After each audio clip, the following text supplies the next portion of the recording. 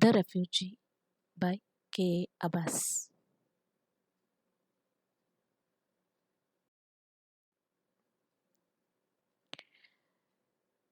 Khwaja Abad Abbas. Introduction. An outstanding journalist, film director, and Indo Anglican writer. His political novel, Inquilab, has won wide acclaim. Rise and Other Stories and Cages and Other Stories are his other works. Abbas has also written biography on Indira Gandhi. The Tragic Storm. The Refugee is a moving and thought provoking story of people who were uprooted from their homes and family. The tragic storm of August September 1947 blew away nearly 10 million people from one end of the country to the other, from Delhi to Karachi, from Karachi to Bombay, from Rawalpindi to Agra, etc. One among them was the author's own mother, and the other one was the mother of the author's own Sikh friend and his neighbor. By strange chances, they met at Bombay. One has come from East Punjab and the other has come from West Punjab. The author's friend's mother, along with her husband, came in a refugee caravan from Rawalpindi to Amritsar, from there to a refugee camp in Delhi, and finally from there to Bombay. The innocent Maanji.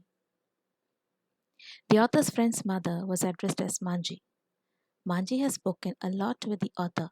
That is how the author Baz was interested to write a note about her in this essay.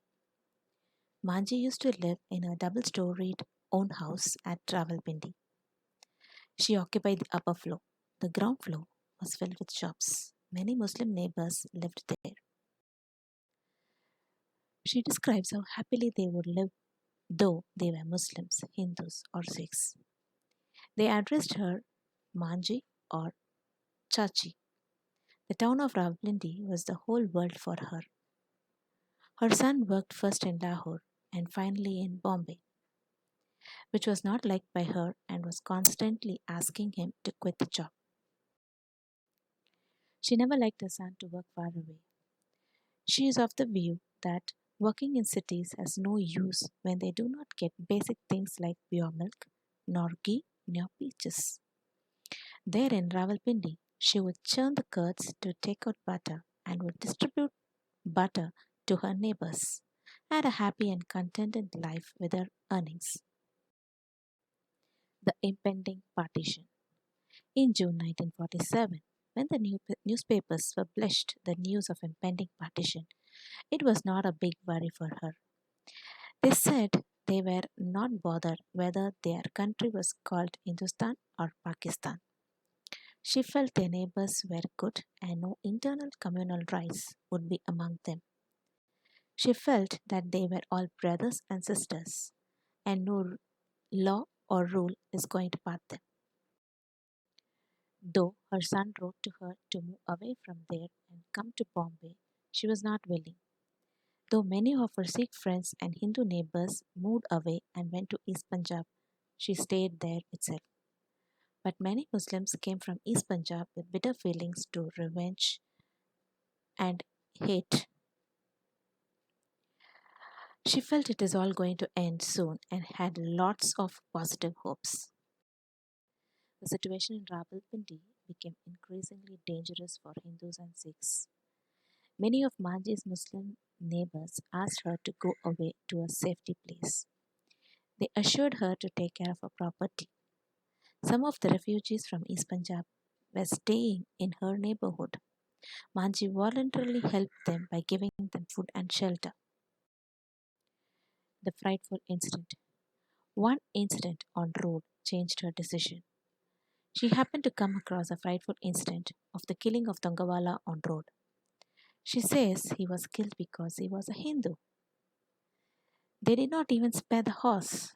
She felt sad because animals never depict any religion.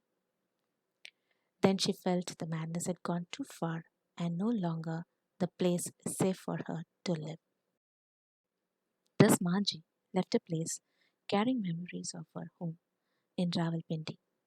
That was a pain in her aged heart. Now in Bombay, she and her husband live with their son in a single room tenement. There is a small kitchen which also serves as a dining room, bathroom, and a storeroom. Manji's condition.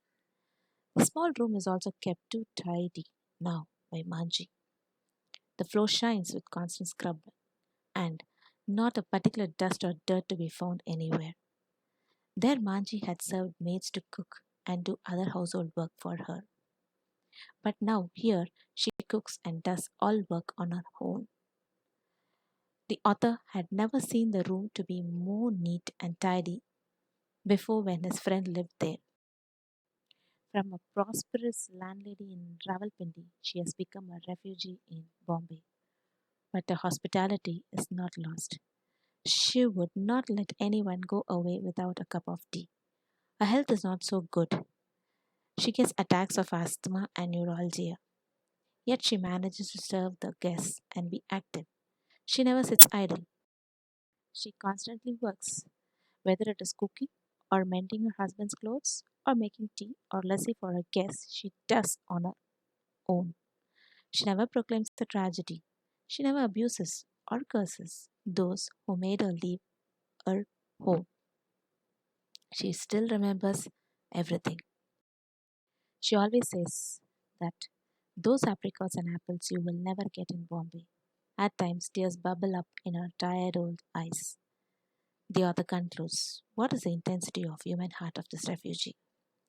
There is nothing, there is neither anger nor hatred, neither rancor nor self-pity, but only memories. Conclusion. K. Abbas has portrayed the scenario of communal riots and an old woman affected by it.